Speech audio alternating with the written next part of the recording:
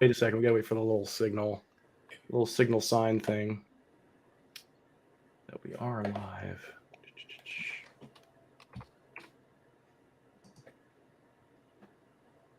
And let's see here.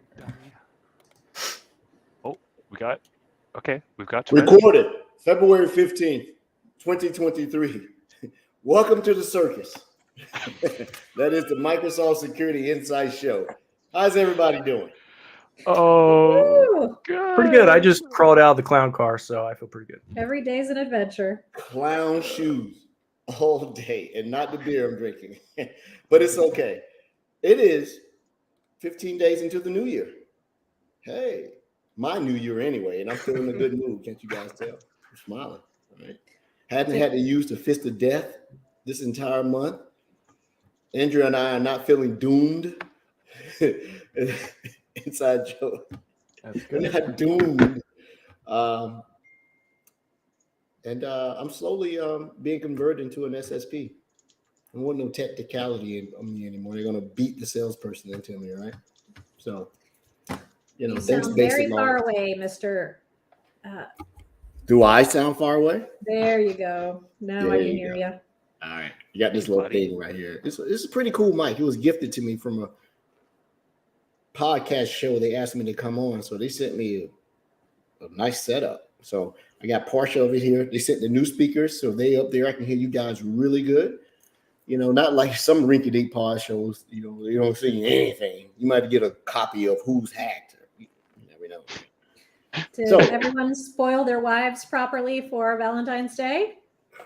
Absolutely. Well, I went to the Nita Baker concert. You need a what? Anita Baker. Oh, somebody's Yeah, hungry. Babyface was there. He came Oh. in and did the whatever they call the people that go on before the main act. Usher came out. No way. Jermaine Dupri You got came out. So you got seated.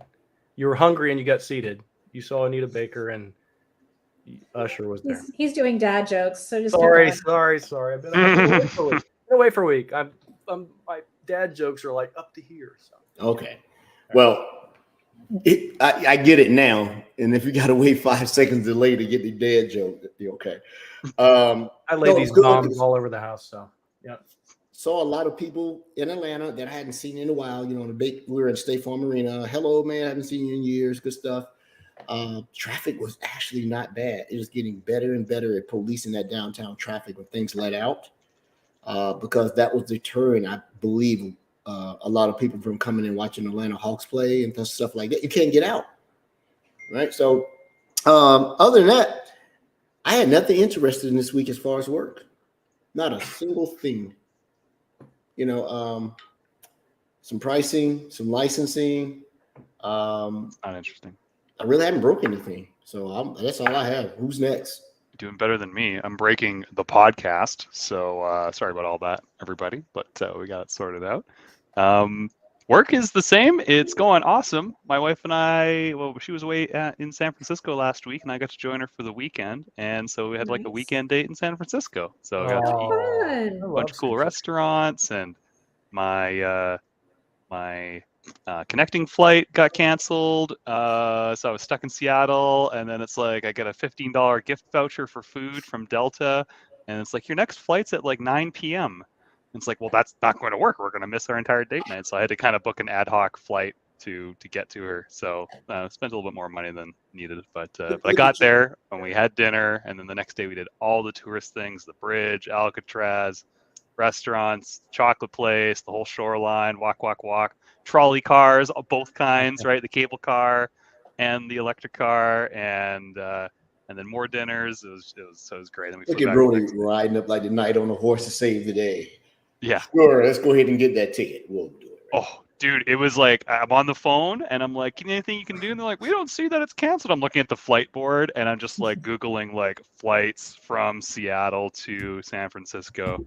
And I got in on the last flight, and then the price got jacked for every other flight. So I lucked out. I actually lucked out really hard. And then learning lesson, I didn't know, but I could have probably flown to Oakland Oakland Airport and then taken the same train to the hotel because they're basically the same distance from San Francisco downtown. But I had no idea because I've never been to the area before. But so that was fun. So good times all around. For our listeners, so you guys understand my position, my wife and I don't celebrate Valentine's Day. I don't believe in it. It's a pagan holiday. I don't like it. It's made up. It's Hallmark created Valentine's Day. That's my position on it. It's the devil. Yes, that too. What about you, Andrea? What's life with you? Well, old maid that I am, I went to the gym and I think that may have been it. I What bet else you had did some I do? wine though. I think. You But I did? am going this weekend. I leave tomorrow. I'm going to Boston to see some friends from college. Nice. So I'm excited about that. And then last weekend, actually, I was in Waco. For anybody who watches Chip and Joanna on HGTV, we went to the Magnolia Silos. So that was kind of fun. Cool. But let's hear from Rod, and then let's get our guest out here. Yeah, let's do it. Yeah, I got nothing. You were at Blue Hat. Yeah, I Go, was a Rod. Blue Hat. Well, you can see I'm wearing the garb. Actually, this is my flight suit. I have a mission a little bit later on. I have like a $6 million insurance package. I'm hoping, nothing goes wrong. That's another dad joke. Forget about it. If you look at- I get it, and it's yeah, still okay. not funny. Thanks. The worst thing I got from last week was the conference flu, which everybody seems to get. I flew home with it on Saturday, and I've been coughing my head off for the past few days. Mine's still a little clouded. I was telling jokes to the wife and youngest daughter earlier, and they just looked at me and said, "Dad, that's so dark." So I don't even know what's coming out of my mouth at this point. So I'm still trying to get over this. Blue Hat was awesome. So Blue Hat is 2 days, right? Wednesday and Thursday of last week. And we invite external and internal folks together for a 2-day conference and community. And then the last day, Friday, is what we call Strike, put on by Blue Hat. And that's an internal only thing. So the speakers get to talk about NDA stuff and stuff like that. So it was a good effort. I've done This, strikes before. what we created last week is for our community in the villages. We're going to use that as a template to take to, and people should expect to see us at things like Black Hat and DEF CON and RSA and stuff like that. And you'll see me in my flight suit. We used to call them. Let's bring Tony on. In submarines, we call them poopy suits. Poopy suits? Yeah, I do have a colostomy bag. But this is what they were called. They were poopy suits. Poopy Andrea, suit. please introduce Tony. Yes, Let's bring him please. in. Can we bring our guest in? Sure. Let's bring him Out of the I would green like- I room. want to talk about poot and poots and no, I'm fine with that. Well, yeah, only the cool guys get to wear the flight suits in the Army, right? So that's either your pilots or your really cool Delta Force guys or whatever. So Well, and there's it is difficult, I will admit, to get it off very quickly. You don't practice. On that note, I'm going to introduce y'all to a dear friend who I've known, I think, as long as I've been at Microsoft, Tony Sims. Tony, what role are you in these days? Well, I am a threat intel global black belt, which I joke that the only black belt I have holds my pants up. But I'm actually covering off on it was a Risk IQ acquisition. So Microsoft bought Risk IQ and they turned that into an actual product. And that's the products that I cover, which is our threat intelligence product and our external attack surface management. So that's a really long answer to a short question. How long you been enrolled, Tony? I've been in this role since May of last year. So we're coming up on a year. So not very long. I was in Redmond with all the Risk IQ guys doing that little thing. Were you there? Did you and I? Yeah, but I don't know how many between the two of us how many drinks we might have had. So yeah, keep it on the down low. Yeah. Because I know me and Eric Snyder hung out the whole time. Now that I think about it, you were talking to Michael Lloyd. Okay. Yeah, I was hanging out with Schnegelberger, which is never a good thing. Yeah, that's what it was. My bad. So now, Tony, but you've been at Microsoft how many years? Been at Microsoft going on 23 years. So Ooh. been here, a couple of days, seen a lot of things. I always say I've been here at Microsoft since the last century. So That's exactly accurate. Nice. Yeah. Not many people can say that. Nice. no, I- and it gets less every year. I've had the pleasure of working with you when I first came to Microsoft years ago. I was on Ross McKee team. You've always been a straight up dude, man. Help me out. I couldn't spell MDE when I came here, you Still know, can. and I think you finally got tired of me. So I detached myself from you and attached myself to Andrea as a lead. Like I've been on Andrea's hip since I've been here, you know. So Yeah. Well, that's the cool thing about Microsoft. You know, you meet so many people, and I get blown away with all the people I've met over the years and all the different places, and then how everybody changes roles, and then you kind of circle around and run into that person again doing something different, and it's pretty cool. Yeah. So somebody's asking about my my flight sim setup in my very messy office.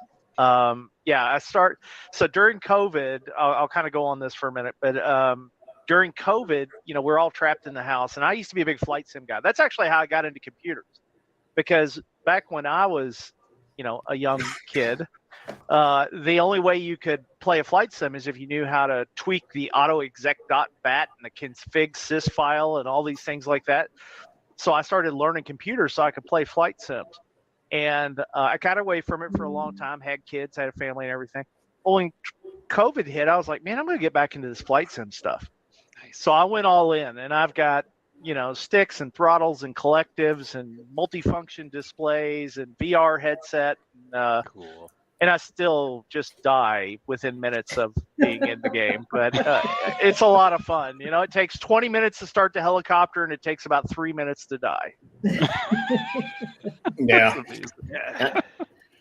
I never just got into that. It's for those out there. Flying those things are complicated. You can damn near get your pilot's license if you get one of the top end ones. Yeah. I'm always proud of myself if I can actually start something without breaking it. Yeah, for sure. So, Well- Tony, one of the first questions we ask people when they come on is, how did you get into cyber? How did you get into IT? All that good stuff. Yeah, no, that's a hopefully not too boring a story. So I was in the military. You can see I got my military from Microsoft shirt. I was in the military for a really long time, and I was kind of that computer guy. But this was before computers were a big thing, right? Like ARPANET was still a thing, I think. And when I got out, I was like, what do you want to do when you get out of the military? And I thought, you know, I want to go into this computer world. And I couldn't do that because I didn't have a computer science degree. I got a history degree.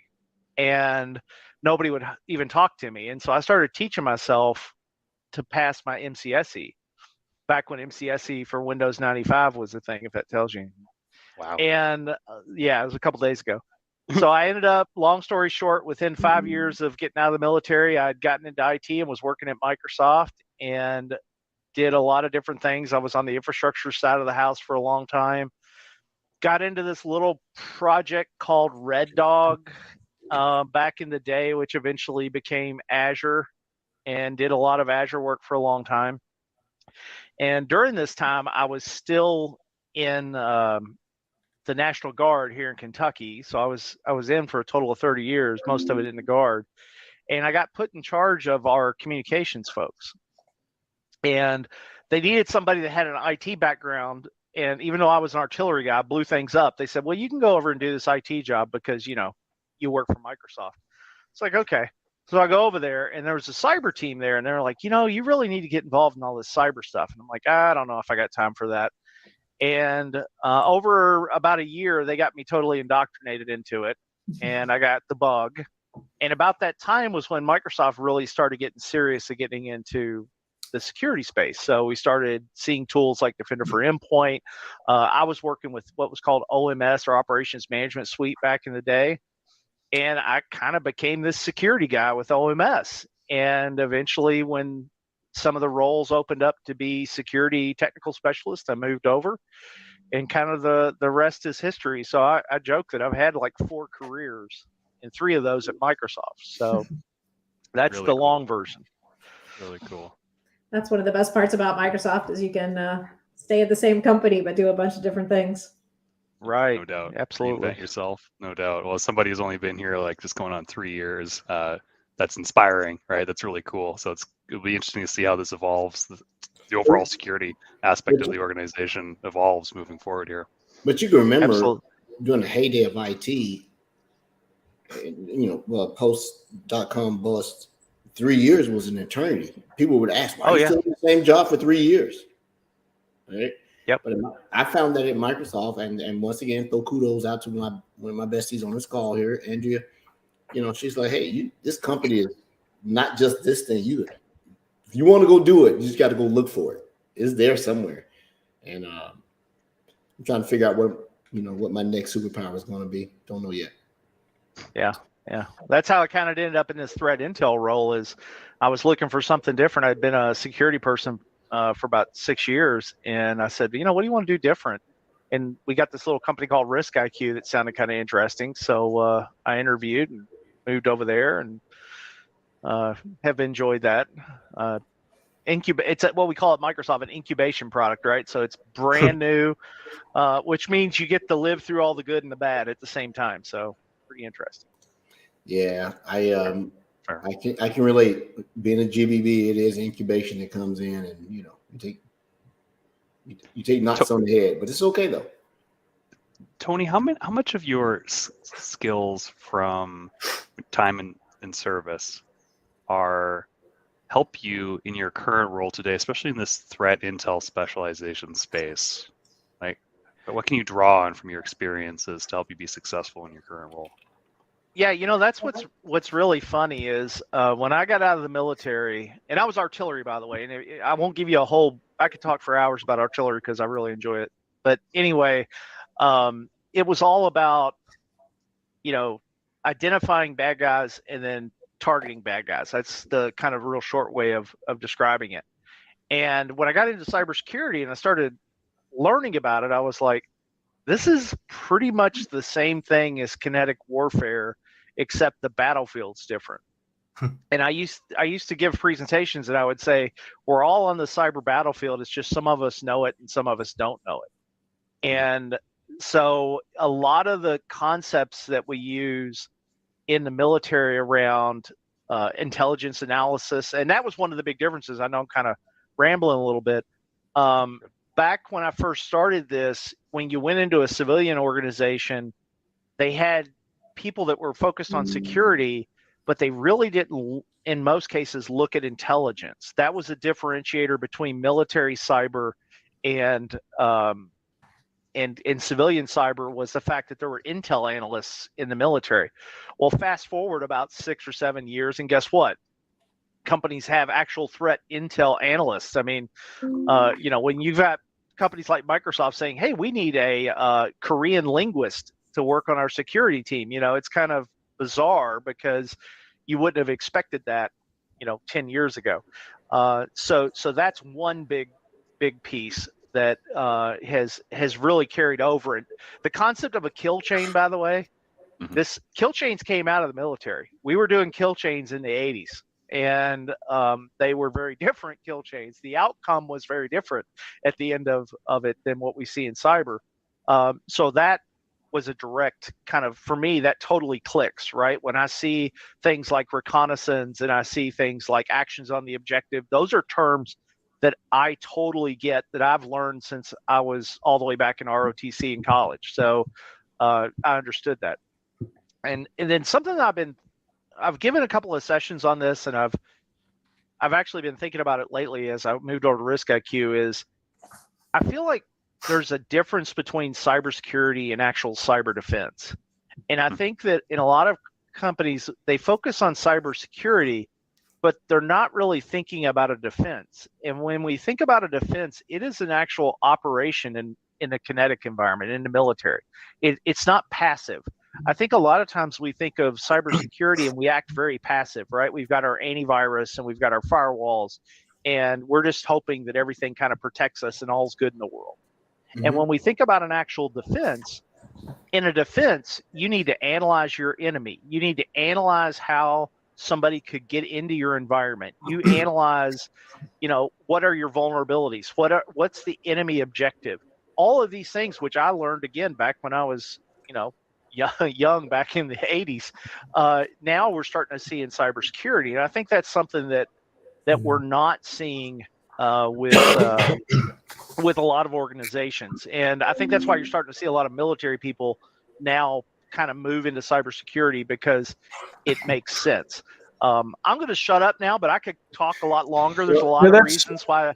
One comment on what you said. You're only maybe the third or fourth person that made that comment that cybersecurity is, most people think of it as, defense. And oddly enough, I'm one of the four, and other people were three military, and they like to break it down into cybersecurity is intelligence. And then you have two aspects of it: cyber defense and cyber offense, right? They sort of branch off, and they're not mutually inclusive, but the cybersecurity is the intelligence to understand both sides and know where you operate. I hadn't heard it in a while, but military guys like to break that down. Like the intelligence is here, which is cybersecurity, and the defense and offense. So, yep. And I think it's the different roles, right? And to me, Tony, I think, at least personally, I look at it kind of the alternate. I thought cybersecurity was the defense and the monitoring and everything. I think it's the entire process: hunting and threat intel and all the good stuff. But yeah, I think you're right. Maybe we do need new definitions and kind of break down kind of that pyramid so people understand the different roles. Because obviously, from a cybersecurity perspective, if you look at it as an entire process, that's a lot of work for a small security team. You kind of need to segment these different roles and jobs and stuff. Yep. And that gets into this concept of force multipliers. That's another term you'll hear used in the military a lot. I used to use the analogy of when we put red dot sights on rifles, as an example. People that couldn't shoot could actually shoot then. And you'd be surprised how many people can't shoot. And so that was a big differentiator. And then when you look at these modern security tools like EDR and XDR, now you can take that small security team and you could give them a force multiplier, and they can be a ton more effective than they could in the past. And so, yeah, I 100% agree that we got to think more proactively as an industry, right? We got to be more thoughtful about how we do our defense, because it's not getting any easier out here, and the adversaries are not getting any weaker, and companies are getting bigger. So it's tough. Yeah. Well, Tony, we brought you here to talk, so don't feel like you're talking too much. But one of the things we want listeners to come away with, or viewers, if y'all are watching online, is to leave knowing something they didn't know before they got here, to make their lives, a little more secure, a little safer. And I know you've been doing for years, still doing things with the Kentucky cyber exercises. Is there something that you are doing with those military exercises that people can take a lesson learned from that into their commercial world? Yeah, it's funny. The big thing that I think that we don't always do a good job of in cyber is we don't crosstalk and communicate like we should. And that's something that I think the military in general does a good job of, and there's some of that because of the structure, right? You usually have a very defined hierarchy of people that do different things in the military, but that crosstalk is key. And when I go to those cyber exercises, so for kind of what Andrew is talking about, is I was in the military a long time, last few years doing cyber. When I got out, we have this exercise every year in the National Guard called Cyber Shield. And I've taken part in that in a few years. There's a few other Microsoft folks that take part. And I've done both blue side and red side in that. And the big piece that I bring to the table, because I'm not going to bring to the table how to be a better hacker. Like I'm okay, right? Like I'm not good. I'm okay. But what I can bring to the table is, how do you coordinate and communicate so that you're defending better? And cyber folks tend to, I remember the first time I walked into what we call a cell. Basically, think of it as a SOC, right? First time I walk into a SOC with this blue team, I see all these guys and gals with headsets on, listening to music, staring at like a computer screen and like typing on their keyboards. And I was like, this is really weird, because usually when you walk into a military operations center, there's people yelling and there's maps on the wall and people are talking and, phones are ringing and all this other stuff. And I was like, okay, this is bizarre for me. And as we went on, what I discovered is that you would have this person over here working on something and this person over here working on something similar, but actually connected. They wouldn't talk to each other. And there was nobody there forcing that communications and what we call situational awareness, or there's another term in the military called common operating picture, so that everybody's seeing the same thing. And so when I think about, what can you take away as just a SOC from the military, it's making sure there's information sharing going on, that everybody's communicating. I got taught by somebody a long time ago, when you work in an operations center, you always ask yourself, who else needs to know? Who else needs to know? If I get a piece of information, who else needs to know that information? And I think that that's something that we're all, there's a lot of, I won't say people being introverts, but security people and IT people tend to be very kind of individually focused and don't always think about the bigger picture. And that's something I think is a really big takeaway that I got, that I think, we need in the civilian cyber world. Well, communication is always an issue, right? It's just how we are. I'm an introvert, right? It pains me, I promise you, it pains me to be an in-person, social, periodically. Blue hat just wears me out. I have to go back to the hotel room at night and just, fall asleep and die. But we can use technology to accomplish that, right? We don't have to do this face-to-face, in-person. We can use technology to accomplish that, to help accommodate people like me, which is generally all of those IT pros or all of those security folks that generally just don't like to talk to each other, right? So it just really depends on the tools and the capabilities with those tools, if they have that opportunity for that. I think that's true, Rod, but I also think that before I worked at Microsoft, I worked at a financial services company, and I can't tell you how many problems got solved in the cafeteria because, even when you're physically in person, you're siloed by, this is where engineering sits, this is where networking sits, this is where the email people sit. And so that collaboration that happens organically, I think, is super helpful also. So I know I'm not saying everybody, I know there are people who are like, everybody needs to be in the office all the time.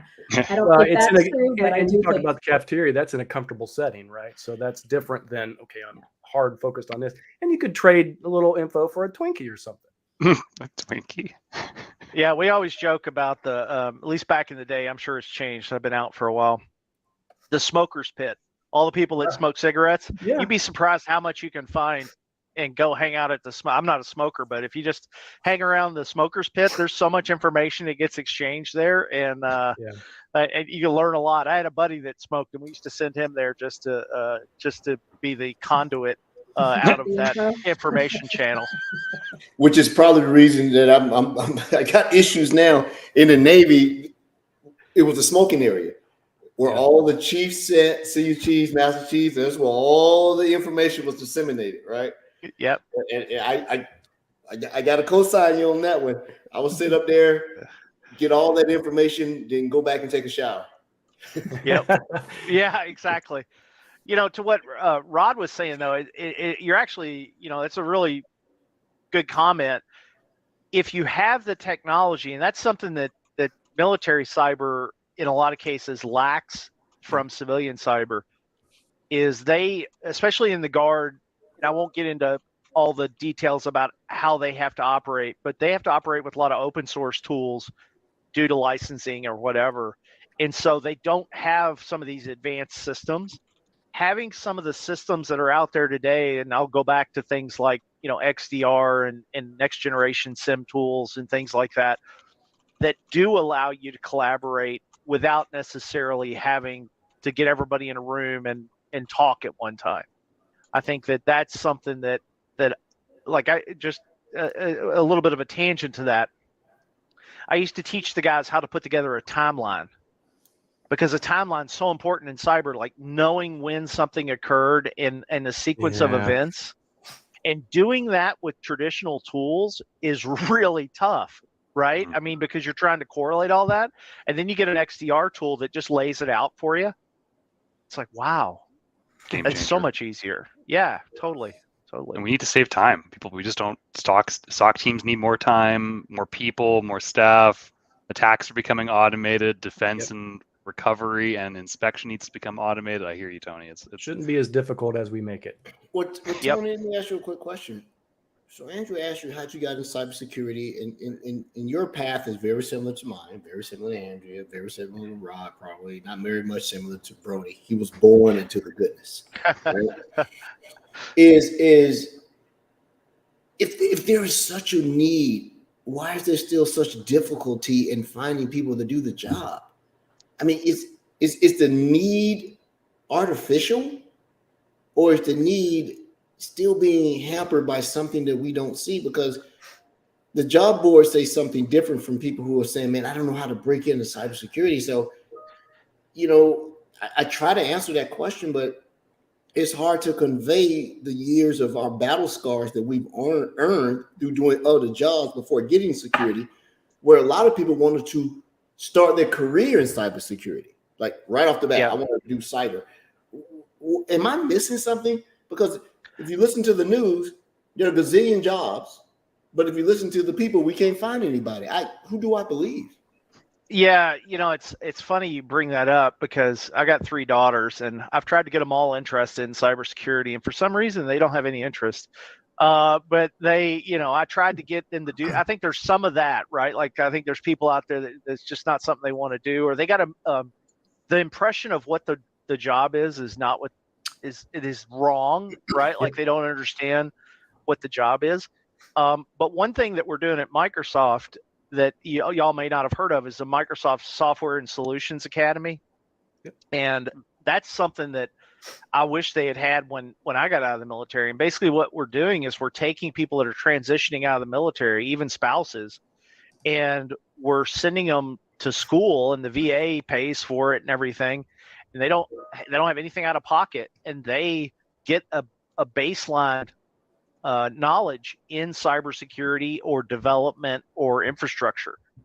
And that has been really game changing. And then we help them get jobs, not just at Microsoft, but also at other organizations. And so I think we're trying to, that's what I used to tell people in the military. One thing I talked a lot about when right before I got out of the military was there needs to be a partnership between the Guard, especially the National Guard, civilian companies, and universities. And we should be trying to, like the Guard can pay for a student to go to college to learn cyber. Then they serve in the, in the military for a period of time, and then help them find a civilian job. And then everybody wins in that scenario. They're going to get experience. They're going to get training. They're going to get started. And we're starting to see a little bit of that, right? Like I think you're starting to see it in some of the universities. Like I think University of Louisville. I'm from Kentucky. Some of that has been going on down there. But that's the only way we're going to fill this gap is we got to grow them, right? To be real blunt, we got to grow these people because they're not out there today. Well, and if you think about us, right? Talk about Ed and Andrea and myself and you, Tony, Brody, of course. It's too young to even know this. People in our stage of profession and our stage of life, it's more difficult for us to go on and do that other career. I think from a cyber perspective, one of the things that I've been preaching to audiences is that if you've been an IT pro for very long, you're looking at logs to troubleshoot and help customers. It's the exact same logs we're looking at in cybersecurity. It's a really, really, really easy transition. And I don't think people get that.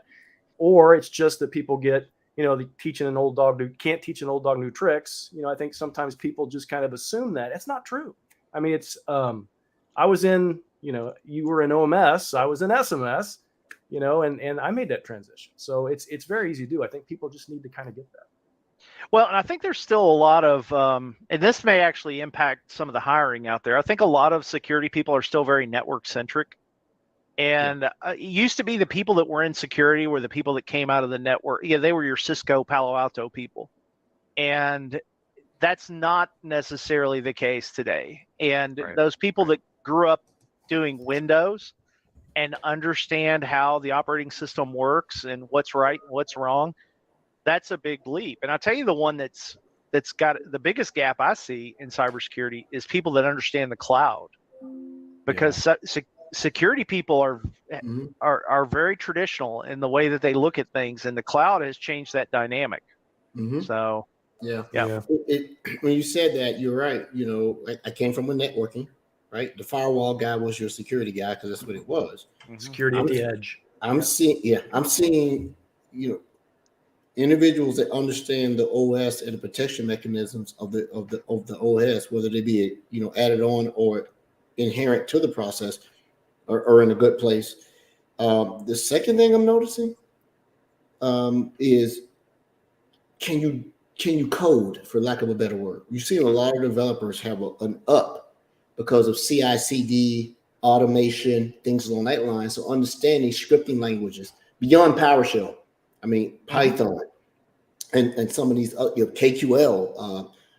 And then the third one, I never really considered. You're right, and I should have known this. I've been battling this for 2.5, 3 years. Is understanding cloud security, because you have old heads like us, and that is Sentinel has exposed a lot of old school thinking, and so what you're doing, you're not really trying to convince the people to buy Sentinel versus a traditional SIEM. You're really trying to convince them to change the mindset on how they approach. And you found this out. Consumption, a subscription-based approach is still foreign to a lot of the experienced practitioners out there. Like, they're used to cutting a PO and getting a pallet full of these things that you go hook up. And then you network it in, and you put some LUNs in, and you decide whether you want RAID 0, 5, 1, or whatever. Explain to them, that's no longer needed. What do you mean? Oh, we do all that for you. So it's multiple streams of re-education for the old heads out there. And a advice that I'll give them, which has helped me survive. I don't know about you and Andrew and Rob, and Roderick. You can adapt. Welcome to the new world, dinosaur. You're not gonna last because the comment is coming. Yeah. It's possible. Yeah. Boom. Yeah. You mentioned coding. That's probably my biggest weakness is I can't code to save my life. And it's just, my brain is just not wired that way. And I struggle with that. And I really, if you want to be in cybersecurity, you need to know at least a certain level of how to code, or if nothing else, be able to read it to a certain extent. Right. And talk about people getting jobs. I'm kind of randomizing a little bit. It's more important today if you have a good GitHub site with some work you've done than it is to have a degree, right? Like, I mean, great statement. I love that. Yeah. There's so many of these. Some of these people I meet at CyberShield and some of these cybersecurity conferences, they never went to college or anything. They just totally dug into the technology and learned it, and now they're rock stars. So, I'm not a coder by any fast, and it takes a mindset. Generally good writers are good coders. The people on this podcast know what my writing skills are, so you wouldn't want me to write code for you. That would be a bad thing. If you want me to write code for your self-driving car, go ahead and get your premium updated. That's why I invented the new Bing. Well, yeah, that's right. Go ahead. ChatGPT. I was just going to say, if there are any children listening to this podcast with their parents, We are not saying don't go to college. Oh, We're just going to make that caveat Right. so Go that to we don't have any college. parents having a heart attack. Right. Yeah, it's a good combination to be able to have both. I think college is practical, theoretical, and then learning on your own is practical and execution of a sort, Yeah. right? yeah, and play you don't have Minecraft. that stress, because Exactly. I'm never stressed when I'm sitting here at 2 a.m. trying to figure something out. Like, okay, write this code here, drink another beer. Well, and I think you're right. It's a different mindset. So I come from the IT pro world, Tony, you and I think most of us do. We kind of have this engineering mind. We look at and try to figure out how things work so that we can resolve issues. Coders, on the other hand, they're the ones that actually create the things that work, right? And then we have to go, we're like the people that come behind them to figure out what's broken. It's funny. I make this joke a lot of, a coder can write the driver for a network card, but they'll forget to check that the cable's plugged in. Yeah, That's where Speaking we of come in. silos, they're siloed on their task. Yeah. Good call. Where we walk in and go, grab the cable and go, dude, your cable's unplugged. Keep it simple. A lot of these younger folks won't understand the 3 Ps: ping, path, and power. Yeah. Ping, path, and power, baby. Is it plugged in? Yeah. Is it connected? And do you have the right route? Yep. There you go. Tony, can you tell us more about one of these cyber exercises? Because to me, that sounds super interesting. Yeah. Like what Yeah, happens? What do you do? What are you fighting? Yeah. Are there So, snacks? you have to there's supply your snacks. own snacks, except for coffee. There's usually coffee there. And maybe a few MREs. But for those of you who don't know what that is, it's a military ration. But so in the military, and this is actually another good, I guess, idea that I don't think civilian organizations have really grasped yet, is that in the military, as long as the military's been around, they have practice warfare, right? And you have good guys and bad guys, and you play against each other and try to win.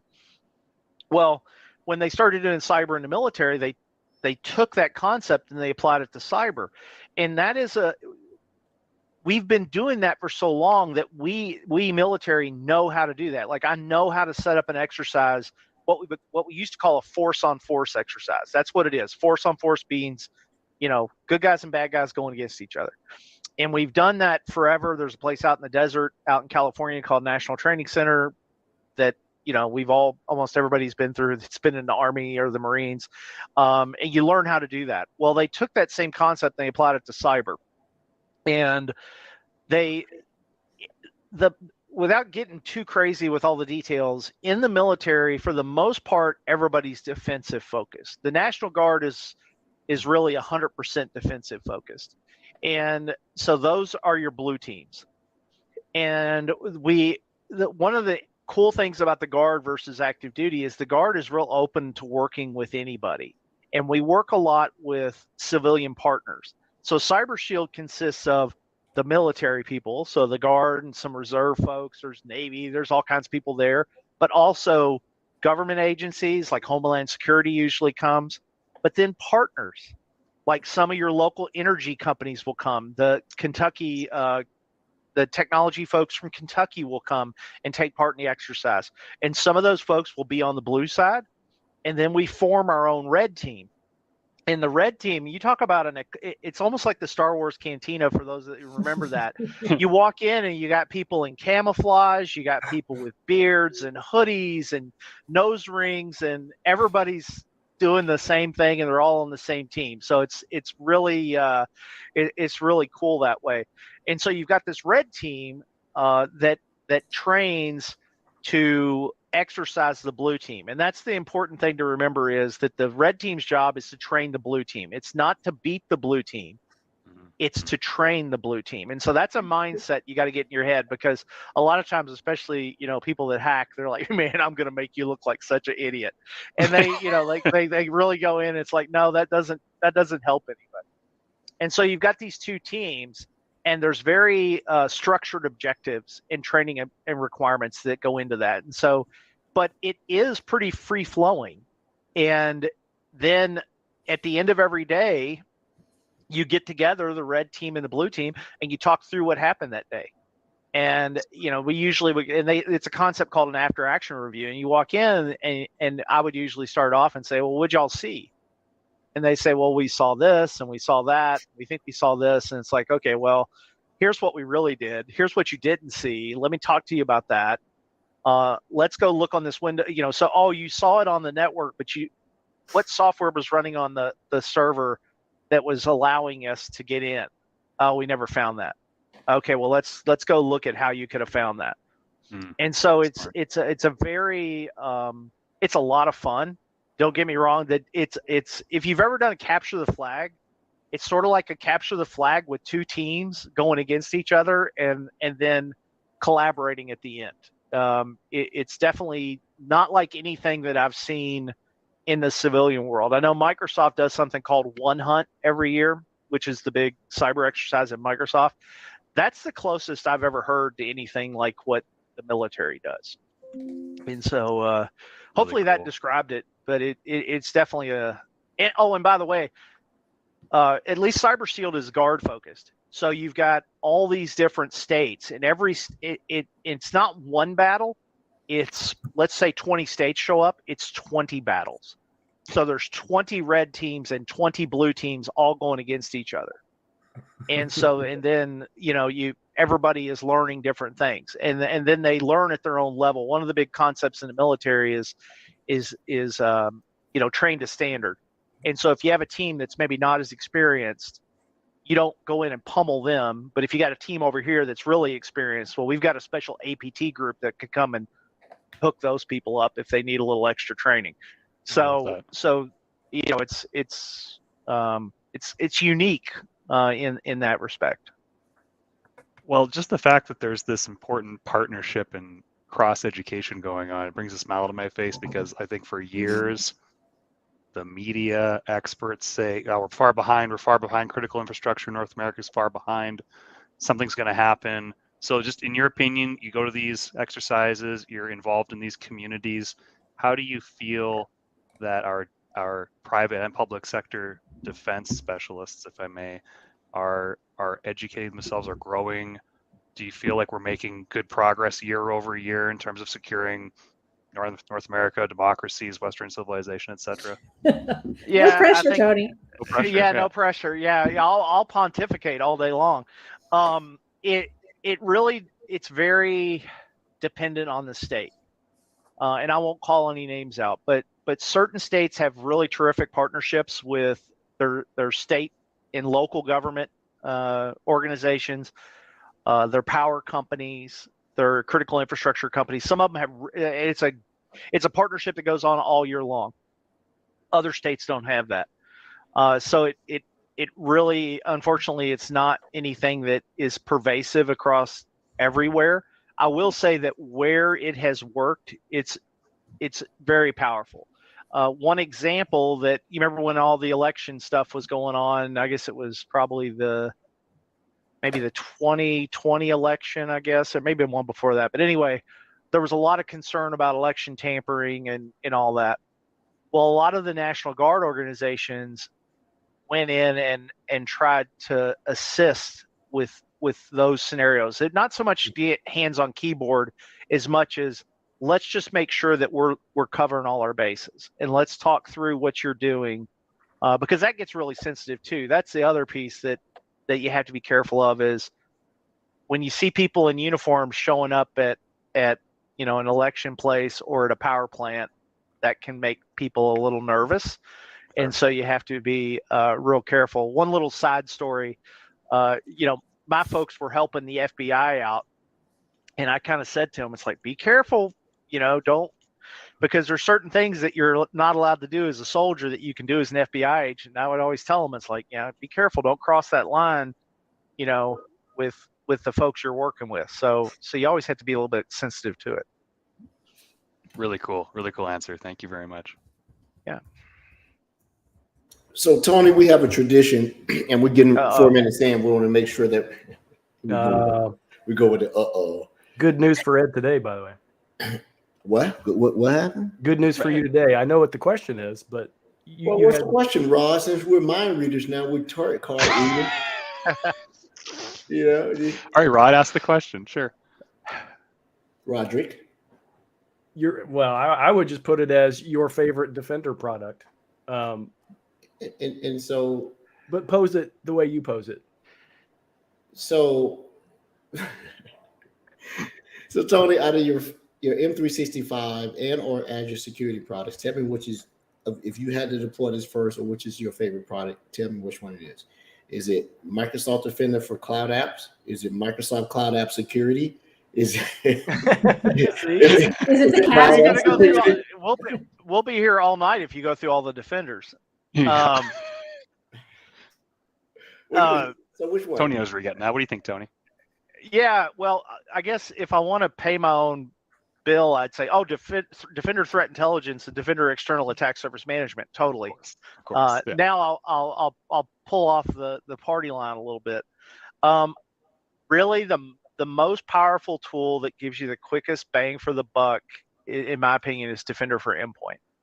And it just, there's no EDR/XDR is just so powerful when it comes to stopping threats that you have to. I think you got to start there, and then some of that.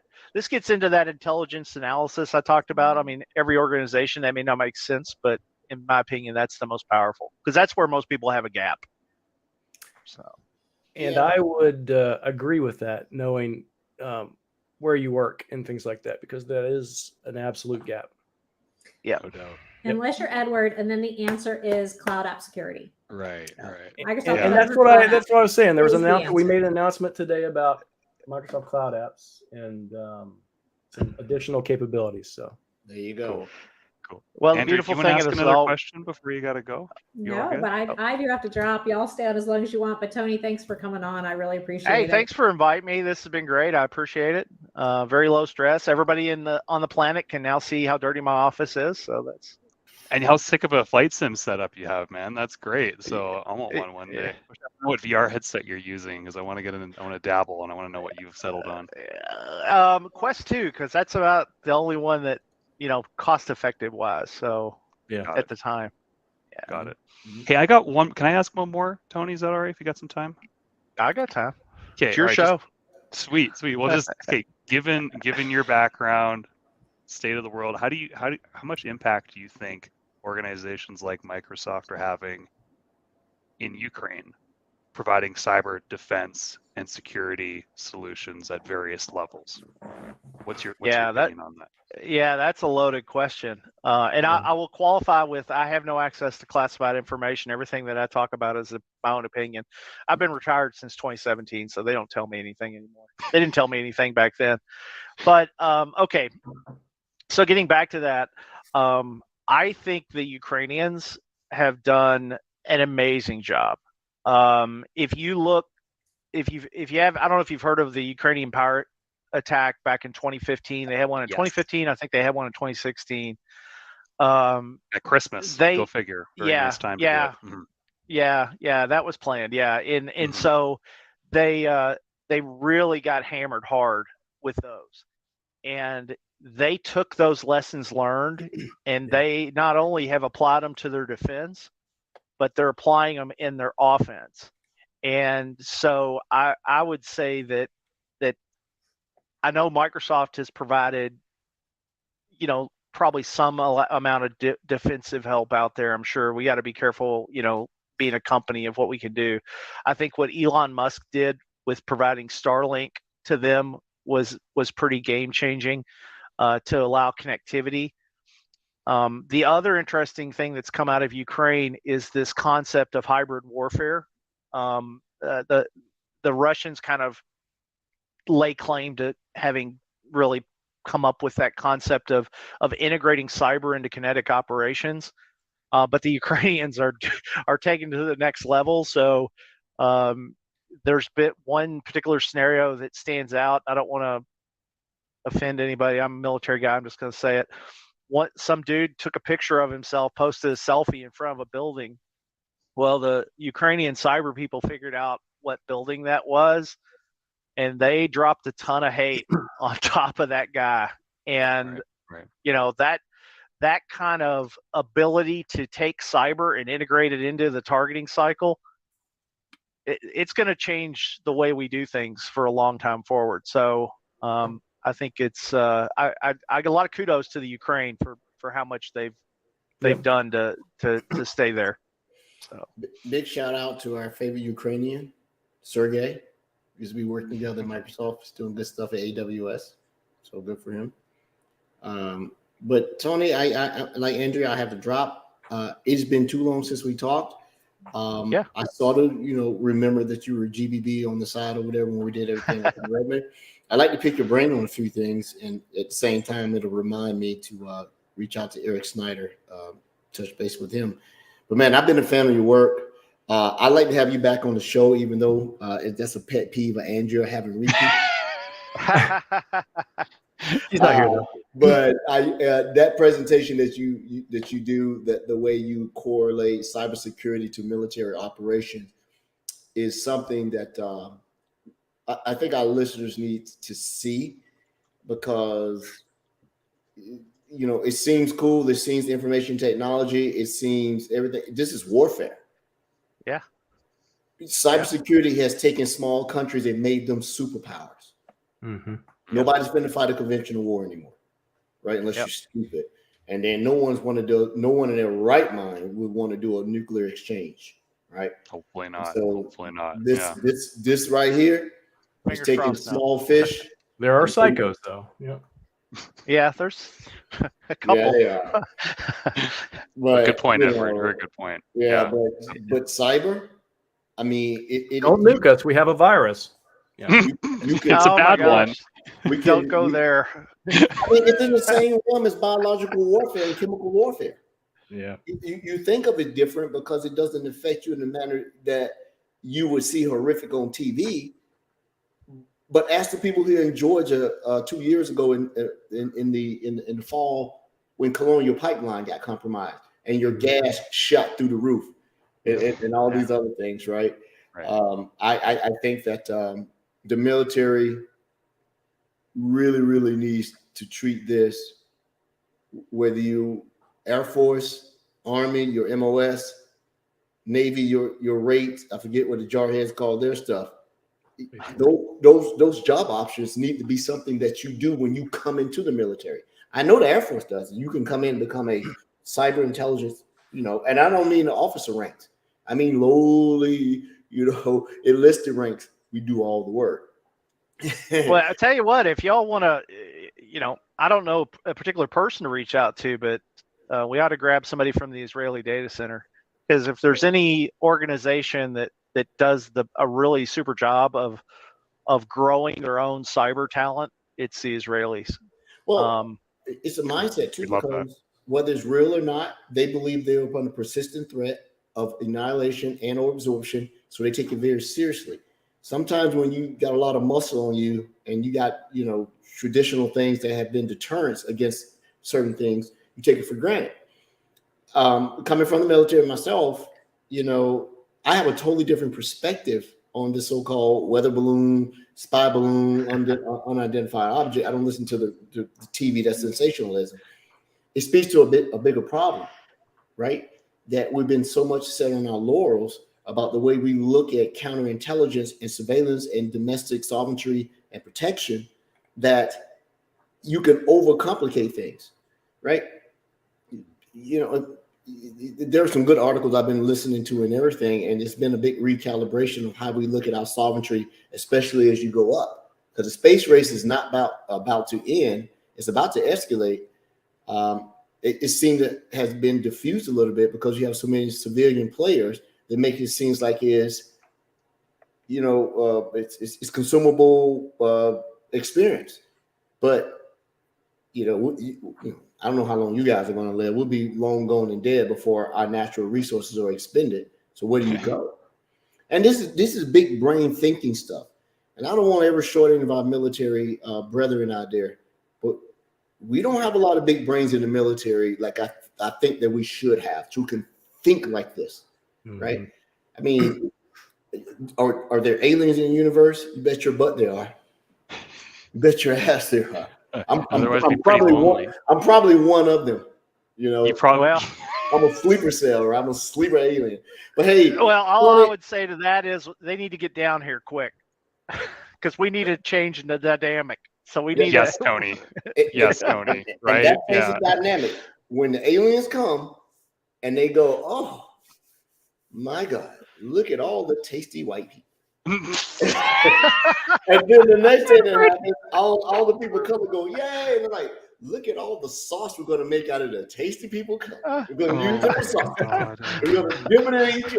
What You've I'm thought trying about to- this just entirely too much. Yeah. What I'm trying to think about, Jeepers. unless there is a unifying event on a global scale. You thought Right. the pandemic would have been that.